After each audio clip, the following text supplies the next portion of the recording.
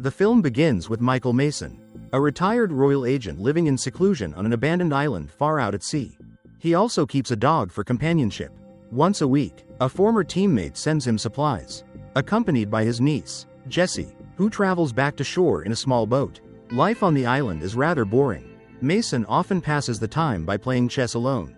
One day, the weather seems to be turning bad. After delivering the supplies, Jessie returns to her boat and heads out to sea. But a storm begins to brew. The waves crash, capsizing both the boat and the ship carrying the two of them. Mason, inside the house, sees this and quickly pushes his motorboat out to sea.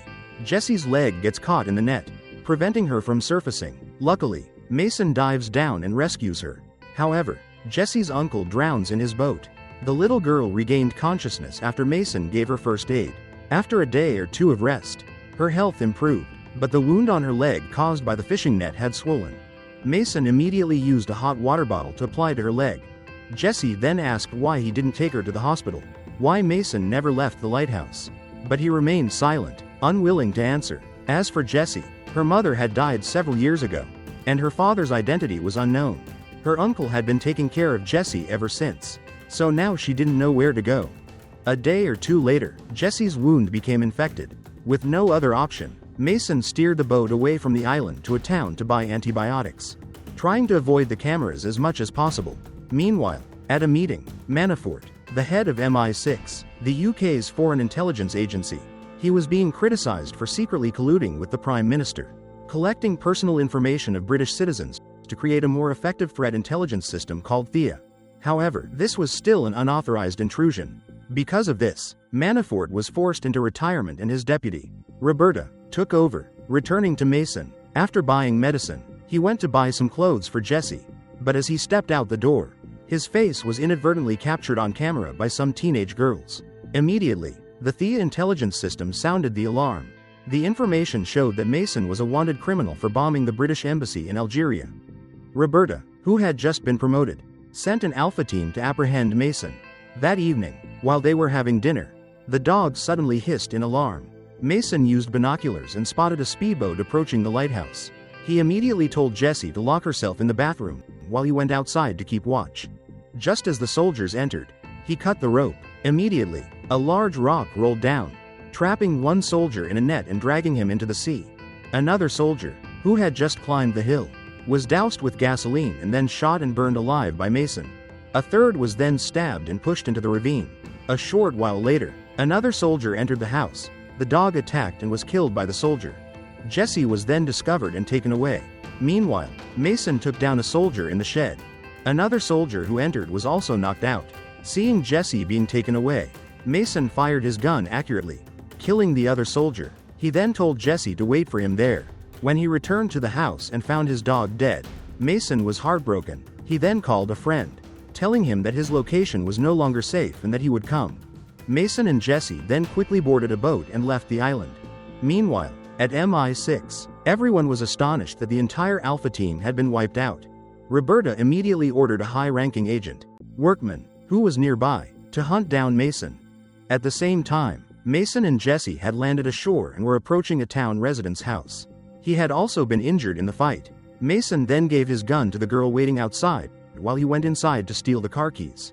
Unfortunately, he was discovered by the homeowner, but unexpectedly, Jessie threatened him with a gun and demanded that he bandage Mason's wounds. Meanwhile, at MI6, Roberta discovered that Mason's file had been tampered with. It turned out that when the camera detected him, it displayed the information of a different criminal. Mason was actually a former MI6 agent, but there was very little information about him, and he was even presumed dead 10 years ago. At that moment, the landlord's son secretly called the police. Roberta immediately ordered Agent Workman to go and capture Mason alive. Unexpectedly, he was on Manafort's side and had orders to kill Mason on sight.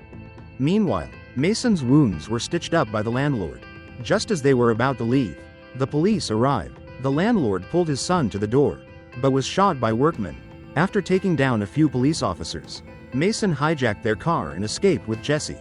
Roberta was furious that Workman had disobeyed orders and cut off all communication. He then quickly pursued Mason to assassinate him.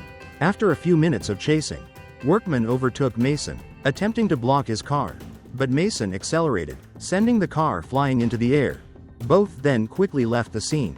Roberta, finding everything strange, called Manafort to inquire about Mason.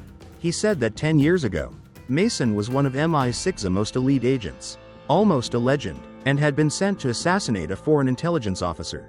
But Mason spared the target, falsified the report, and disappeared, probably having been bribed with a huge sum of money. Not entirely convinced by her boss, Roberta asked her subordinates to investigate and discovered the truth. Mason had helped an Iranian scientist defect after providing him with information about the nuclear program. Instead of protecting him, Manafort ordered the scientist's assassination, which Mason refused to comply with. Returning to the two of them, they switched to a different car to meet an old friend of Mason's. However, they were caught on camera. Manafort immediately deleted the footage of the two of them and sent the coordinates to Workman. At the same time, Mason arrived at his meeting place with his friend Arthur. The three then got into the car to go to Arthur's house. Arthur was the one who helped Mason alter his identity to avoid detection, changing his name to that of an ordinary oil worker. But Manafort discovered this and changed it back to that of a terrorist to make it easier to eliminate him. Mason then asked if Arthur to keep Jessie safe by letting her stay here. But Arthur revealed that he had cancer and only had 6 months to live. Mason then decided to meet Kamal, a notorious human trafficker. He knew how to get Jessie out of the country and settle safely. But just then, Workman showed up. With his keen intuition, Mason was lying in wait. A fierce hand-to-hand fight ensued, with both sides using all sorts of tools they could find. Mason then fired a nail gun at Workman and dragged Jessie outside, quickly getting into a car with Arthur and fleeing. The two then parted ways with Arthur and continued on to Kamal's place. Along the way, Jessie said she didn't want to go abroad but wanted to live with Mason. But he said he didn't want her to live a life of constant running away. That night, they arrived in London. Mason deliberately showed his face to the camera at Kamal's bar. Manafort immediately noticed and tried to delete the footage, but Roberta stopped him, discovering that her former boss was meddling in this matter. As for Kamal, upon hearing that a man named Michael Mason had come to see him, he immediately dismissed all his subordinates. Mason then asked him to get Jessie out of the country that very night under a new identity and in a safe place. Kamal initially refused, but Mason then said that he had already shown his face on camera. In 10 minutes, all MI6 agents within a 25-mile radius would arrive. If Kamal agreed to help, he promised to resolve everything, including the involvement of Manafort, who had previously held all of Kamal's business secrets. The human trafficker readily agreed. A short time later, he gave Mason a fake passport for Jessie with a new identity and 20,000 euros. Meanwhile, both Manafort and Roberta sent their men to the bar to apprehend Mason. However, Manafort's henchmen arrived first. They blended into the dancing crowd, but Mason swiftly eliminated each of them. The ensuing fight turned into a fierce gunfight. People in the bar began to flee. In the chaos, Jessie was abducted by one of the men. Mason called Arthur for help, and Arthur saw where she had been taken, a black van parked on the street corner.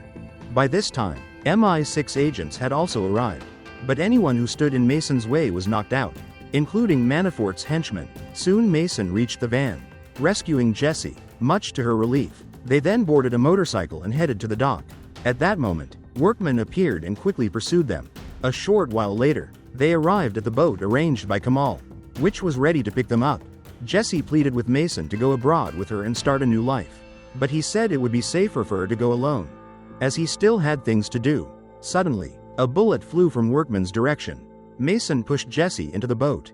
He and Workman then engaged in a gunfight until they ran out of ammunition, then switched to fistfights, and finally to chains and iron bars. The result, of course, was that Workman was beaten mercilessly, finally receiving a finishing blow. The next morning, Mason was at Manafort's house. After lecturing him about loyalty and urging him to return to his service, the old man was shot and dead. The scene shifts to 3 months later at a cafe. Jessie is now living under a new identity in Spain, but she's constantly being monitored by MI6 in search of Mason. At that moment, someone pushes the camera up.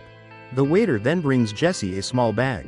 Inside is a chess piece. Mason is standing across the street. When Jessie turns around, he's gone, though not by her side. He's still watching her. The movie ends here. Thanks for watching and see you in the next video.